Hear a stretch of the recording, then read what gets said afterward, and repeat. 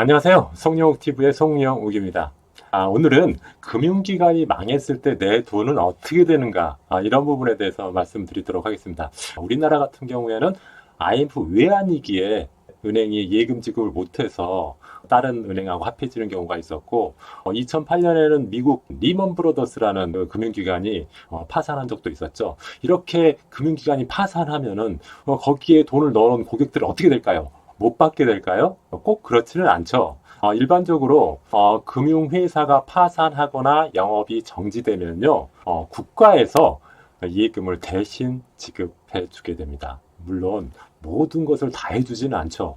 일반적으로 우리나라 같은 경우에는 금융기관이 파산을 하면은 예금보험공사라는 데서 예금을 대신 지급합니다. 일반적으로 예금보험공사는 금융기관으로부터 예금보험료라고 해서 보험료를 받고 있죠. 그 돈으로 나중에 혹시라도 금융기관이 파산되거나 예금을 지급할 수 없는 상황이 되면은 그 은행이나 증권사를 대신해서 예금보험공사가 일정 금액의 예금을 지급하게 되는 것입니다. 금융회사가 망하면 무조건 예금자 보호해주는 게 아니라요, 보호 대상 금융회사가 정해져 있습니다. 어떤 거냐면은 은행이나 증권회사, 보험회사, 상호저축은행, 그리고 종합금융회사, 요 5개 금융기관에 예금을 넣어놓은 경우에만 예금자 보호가 되고요. 그런 예금 같은 경우는 보호를 해주지 않습니다. 여기서 종합금융회사 같은 경우에는 이제 우리나라에는 없습니다. 과거에는 종합금융회사가 있었는데 지금은 증권사로 다 합병이 돼가지고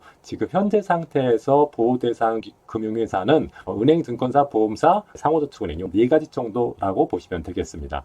보호대상 상품은 모든 금융상품에 대해서 보호해주는 것이 아니라 예금적인 성격이 있는 것을 보호해줍니다. 정기예금과 같은 예금이 있고요. 그 다음 적금도 있죠. 그리고 투자자 예탁금, 이렇게 예금 성격을 가진 것만 보호를 해줍니다. 여기서 투자자 예탁금이 뭔지 혹시 아십니까? 예를 들어서 주식 계좌에다가 1억 원을 넣어놓고 그 중에 7천만 원만 주식 투자하고 3천만 원은 남아있다. 그 남아있는 3천만 원을 투자자 예탁금이라고 합니다.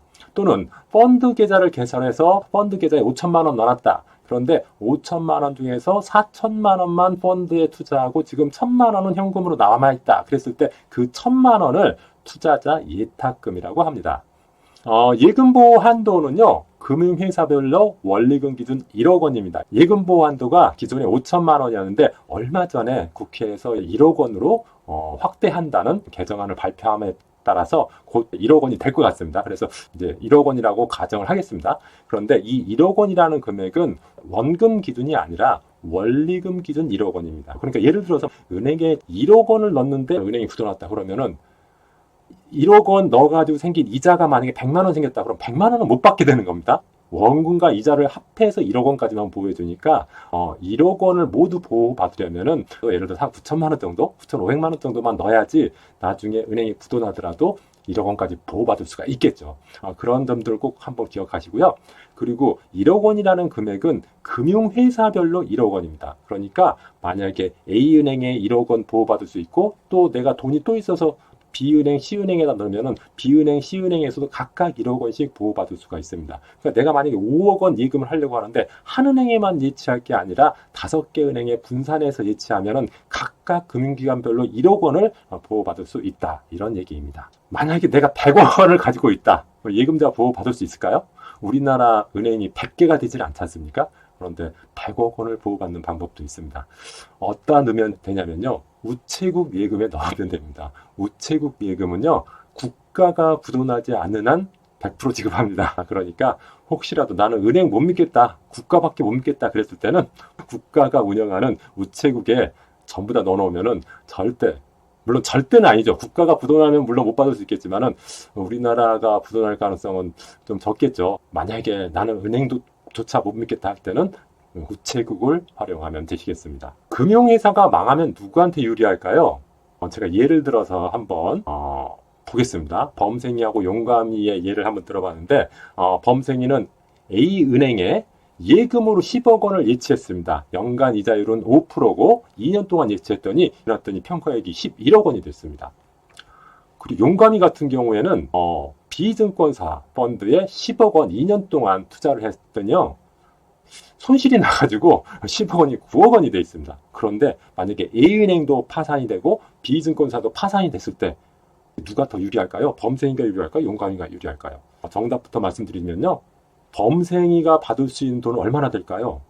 제가 조금 전에 말씀드렸다시피 금융기관별로 1억 원까지만 예금자 보호가 된다 했습니다. 그러니까 범생이 같은 경우에는 1억 원만 받을 수 있습니다. 다시 말하면 10억 원은 못 받는다는 소리죠. 용감이는 펀드에 투자했습니다. 10억 원을 투자했는데 손실이 10% 나가지고 9억 원이 됐습니다. 그러면 얼마 받을 수 있을까요? 만약에 돈을 바로 뺀다고 하면 9억 원을 다 받을 수가 있습니다. 이상하죠? 예금자 보호되는 범생이가 저축한 10억 원에 대해서는 1억밖에 못 받고 예금자 보호도 안 되는 펀드에 투자했는데 용감이는 증권사 펀드에서 9억 원을 뺄 수가 있습니다.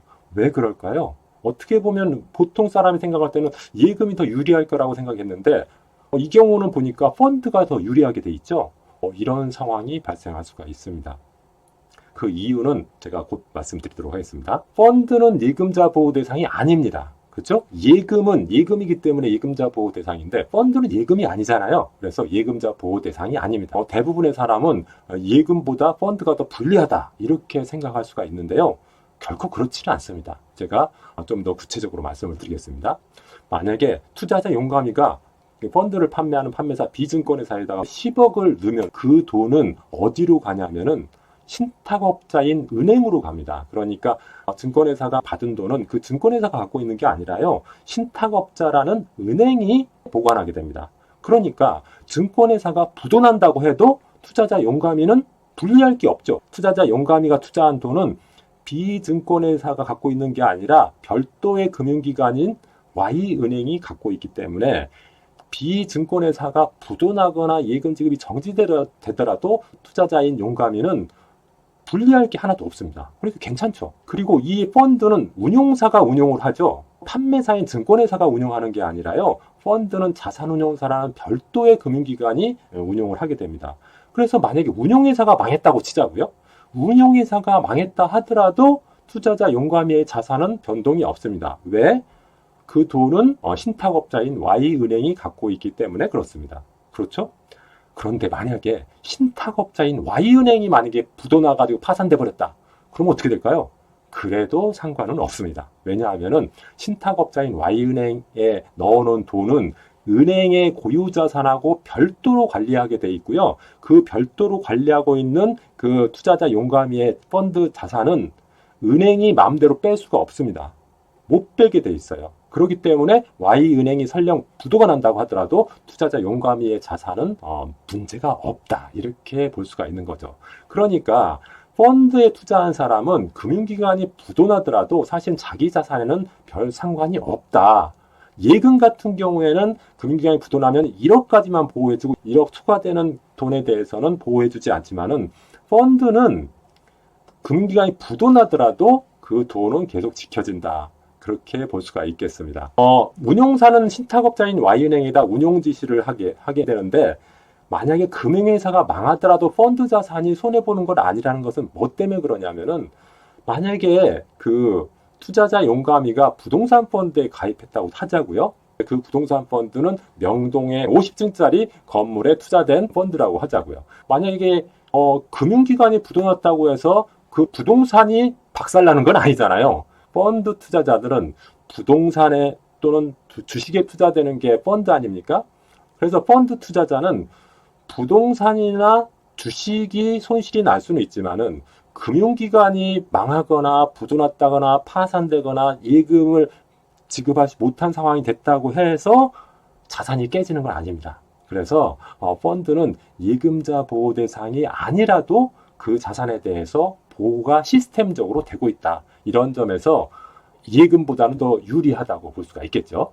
예금자 보호되면 손해보지 않는다는 말은 아닙니다. 조금 전에 말씀드렸다시피 예금 같은 경우에는 물론 손해보지 않겠죠. 1억 원까지는 물론 1억을 초과하게 되면 못 받게 되니까 손해볼 수 있겠지만은 보통 예금 보호 금융상품은 이렇게 표시가 되어 있습니다. 무슨 예금 보호 금융상품이다. 그리고 이것은 1인당 여기는 지금 5천만 원이라고 표시가 되어 있는데 지금 이게 1억 원으로 바뀔 예정이죠. 그래서 1인당 1억 원까지 예금 보호된다. 그러니까 금융기관이 부도나더라도 그 돈만큼 받게 된다. 이런 것들이 예금 설명서에 나와 있어요. 반면에 펀드 투자 설명서라는 게 있거든요. 펀드 투자 설명서에 보면은 보통 펀드는 법적인 용어로는 집합투자증권이라고 합니다. 그래서 집합투자증권인 펀드는 실적배당 상품이기 때문에 운용 실적에 따라서 손해가 날 수도 있고 이익이 날 수도 있지만은 예금자 보호법에 따라 예금보험공사가 보호하지는 않는다라고 이렇게 표현되어 있어요.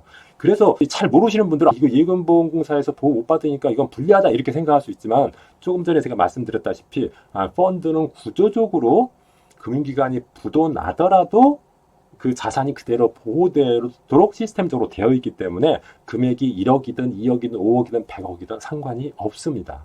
그러니까 예금자 보호가 된다고 해서 나한테 유리한 상품이고 예금자 보호가 안 된다고 해서 나한테 불리한 상품 이렇게 판단하는 것은 적절하지 않다는 거죠. 이 예금자 보호된다는 것은 내가 저축 돈 투자한 돈의 원금과 이자를 보장한다는 의미가 아니라 혹시라도 금융기관이 부도나 파산됐을 때 내가 금융기관에 맡기는 돈을 못 받을 수 있잖아요. 그럴 때 국가가 일정 부분 보호해준다는 것이지 예금자 보호가 투자 수익을 높여준다거나 투자 원금을 보장해준다는 의미가 아니라는 점 여러분들이 꼭 기억하셨으면 좋겠습니다. 예금자 보호는 원금 보장하는 것이 아니다. 그리고 예금이 꼭 유리하다, 펀드는 불리하다 이 말도 맞는 말은 아니다.